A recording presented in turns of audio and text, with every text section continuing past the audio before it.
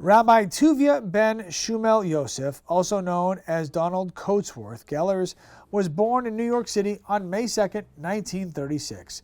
He studied international law at Columbia and interned at the United Nations. There, however, he said he learned that what one of his professors had said was true. A diplomat is an honest man who is sent abroad to lie for his country. Gellers decided to find something else and moved to Eastport, Maine. He wanted to be a small-town lawyer, but wound up a large figure on Maine's public stage. For 6 years, beginning in May of 1964, Gellers represented the Passamaquoddy tribe. In 1968, he filed a land claims suit on behalf of the tribe. When he returned home to Eastport, the police arrested him and was later shown with planted evidence. He was convicted and sentenced to 2 to 4 years in prison. His appeals exhausted in 1971, he emigrated to Israel.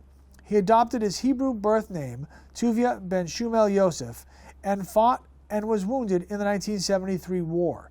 Maine authorities never pursued him. He returned to New York in the early 1980s and was actually admitted to legal practice by a federal appeals court and chose to become a rabbi in Forest Hills, Queens. In 2019, the news media exposed Gellers' wrongful arrest and conviction. Gellers died October 8th of 2019. The following January, he was posthumously cleared of all charges. My sons are joining us on Zoom, and my wife, Gail, joining us today as well. Good afternoon. It's an honor to accept this posthumous induction award on behalf of my brother, Rabbi Tuvia ben Schmuel Yosef. May he rest in peace, and our family who are attending via Zoom. Were it not for the COVID surge, we would be there in person today. I'm sorry my brother and our parents aren't here to witness this tribute. My brother's passion is the Torah, both living it and teaching it. He fought for the underdog his whole life, at times at great personal cost and even under death threats, but nothing could deter him from seeking truth and justice. My brother was a man of principle, deeply rooted in his faith. He not only taught Torah, but what it means to be a Jew. He never sought fame or glory, but we're sure he'd be pleased with this recognition. Our family would like to thank the Maine Jewish Museum Hall of Fame for bestowing this honor on my brother.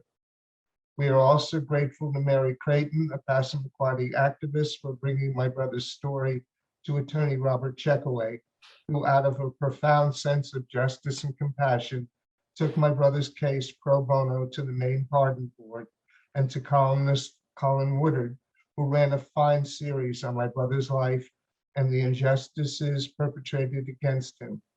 Without Mr. Woodward's extensive investigative reporting, my brother's story might have remained lost to history. And last but not least, we would like to thank Governor Janet Mills for hearing and heeding the calls for a pardon, and who righted a grave injustice against my brother. We feel now he can rest in peace with his name cleared.